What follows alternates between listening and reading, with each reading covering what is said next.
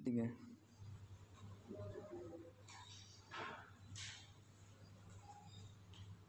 Assalamualaikum warahmatullahi wabarakatuh. Waalaikumsalam warahmatullahi wabarakatuh. Alhamdulillahilladzi hadda 'ala sadri wa ja'alahu miftahan li asmal matalib wa awdama bihi lis-sabirina al-ajra wa ana lahum asnal laqaib. Assalatu wassalamu ala man qadamahu Allah bil ajaib. Sayyidina Muhammadin wa ala alihi wa ashabihi as-sabirina 'alal masaib. Amma ba'd. Pertama-tama saya berpesan kepada diri saya sendiri dan kepada saudara-saudaraku sekalian. Marilah senantiasa kita tingkatkan kualitas iman dan takwa kita kepada Allah Subhanahu wa taala dengan berupaya semaksimal mungkin melaksanakan semua perintahnya dan meninggalkan apapun yang telah menjadi larangannya. Sebagaimana termaktub dalam Al-Qur'an dan juga sunnah Rasul sallallahu alaihi wasallam. Hanya dengan cara inilah ketakwaan kita mengalami peningkatan dan perbaikan di setiap detiknya, yang akan menempatkan diri kita di sisinya makhluk yang paling mulia. Amin. Saudara-saudaraku sekalian, saat ini masyarakat dunia masih dalam kekalutan dengan fenomena wabah COVID-19. Virus corona adalah wabah penyakit yang menyerang pernapasan.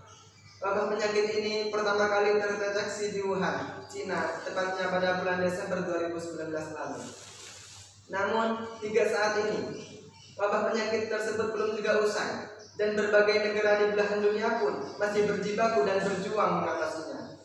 Sesungguhnya, merebaknya wabah penyakit di tengah masyarakat adalah bagian dari kehendak Allah Azza wa Jalla. Bisa jadi munculnya wabah penyakit itu adalah bagian dari ujian keimanan Allah Azza wa Jalla. Sebagaimana kabar dari Rasulullah sallallahu alaihi wasallam dalam hadis yang diriwayatkan oleh Abu Hurairah radhiyallahu anhu. Ma yusibu al-muslimu min nasbin wala wasabin wala hammin wala hazanin wala adha wala ghammin hatta syawkata yushakiha illa kafarallahu biha min khataya. Tidaklah seorang muslim ditimpa kelelahan, rasa sakit, kesusahan, kesedihan, gangguan dan gundah gulana hingga terkena duri sekalipun, melainkan itu semua menjadi penghapus dosa dan kesalahannya. May yuridillahu bihi khairan yusib minhu. Barang siapa dikehendaki Allah untuk mendapatkan kebaikan, maka ia akan diuji. Namun bisa jadi pula munculnya wabah penyakit itu adalah wujud hukuman dan azab dunia atas perbuatan kemaksiatan manusia, kelalaian dan keingkaran mereka terhadap uluhiyah dan ubudiyah. Allah Subhanahu wa taala berfirman dalam Al-Qur'an surah As-Sajdah ayat 21. A'udzu billahi minasy syaithanir rajim. Bismillahirrahmanirrahim. Wa lanudhiqannahum minal 'adzabil adna dunal 'adzabil akbar la'annahum yarji'un. Yang artinya, dan pasti akan kami timpakan kepada mereka sebagian siksa yang dekat di dunia sebelum azab yang lebih besar di akhirat, agar mereka kembali ke jalan yang benar. Dalam hal apapun, ajaran Islam memiliki prinsip yang jelas, termasuk dalam setiap penyakit pasti ada obatnya, apapun jenis penyakitnya. Sebagaimana disebutkan oleh Ibnu Qayyim al-Jauziyah di dalam buku karyanya Ad-Da' wad-Dawa. Di antaranya yang pertama adalah hadis yang diriwayatkan oleh Abu Hurairah radhiyallahu anhu. Ma anzalallahu da'an illa anzala lahu syifaan. Tidaklah Allah Azza wa Jalla telah menurunkan penyakit, melainkan Allah Azza wa Jalla telah menurunkan obat yang menyembuhkannya. Kedua, dari Jabir bin Abdullah radhiyallahu anhu. Likulli da'in dawa'un, fa idza asaba ad-dawa'u ad-da'a bara'a bi idnillahi Azza wa Jalla. Setiap penyakit pasti ada obat penyembuhnya. Sehingga jika obat tersebut telah menyerang penyakit, maka penyakit tersebut akan hilang dengan izin Allah Azza wa Jalla. Saudara-saudaraku sekalian, sebagai orang-orang beriman, hendaknya kita senantiasa melakukan ikhtiar baik secara zahir maupun batin di dalam menghadapi kondisi dan fenomena saat ini. Dari bentuk-bentuk usaha zahir kita adalah: pertama, mematuhi protokol kesehatan dan regulasi pemerintah tentang pencegahan COVID-19. Kedua, senantiasa menjaga fisik dari potensi penyebab penyakit yang sesuai dengan petunjuk ahli medis dan ilmu kesehatan. Ketiga, membudayakan hidup sehat dimanapun berada. Sedangkan dari bentuk-bentuk usaha batin kita adalah bertaubat kepada Allah Subhanahu wa taala seraya berbanyak membaca istighfar. Karena ia adalah sebaik-baik doa dan ia pula penolak azab dan murka Allah Subhanahu wa taala. Seperti sabda Rasulullah sallallahu alaihi wasallam dalam hadis yang diriwayatkan oleh Abu Musa Al-Asy'ari radhiyallahu anhu. Qala Rasulullah sallallahu alaihi wasallam, "Anzalallahu ala amanaini ummati, wa ma kana Allahu yu'adzibahum wa anta fihim, wa ma kana Allahu mu'adzibahum wa hum yastaghfiruna.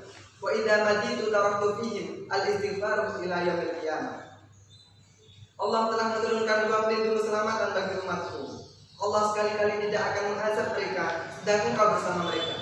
Dan Allah sekali-kali tidak akan mengazab mereka sedang mereka senantiasa beristighfar.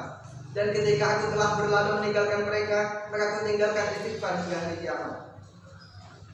Kedua, melakukan perbaikan dan pembenahan dalam segala dimensi kehidupan yang sesuai dengan syariat Allah Subhanahu wa taala dan ajaran baginda Rasulullah sallallahu alaihi wasallam. Karena ia jalan menuju hayatan thayyibah.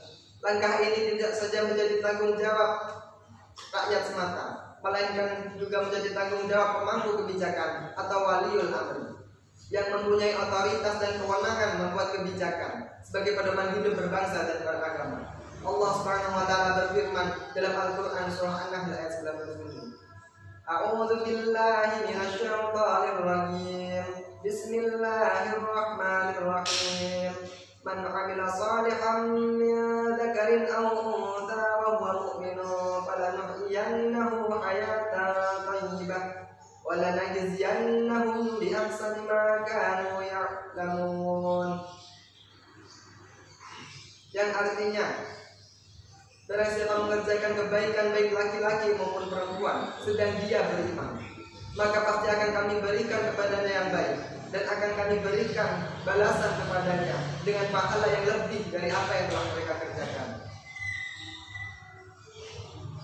Dari semua hal di atas tidak dapat mengambil kesimpulan dan memetik banyak hikmah.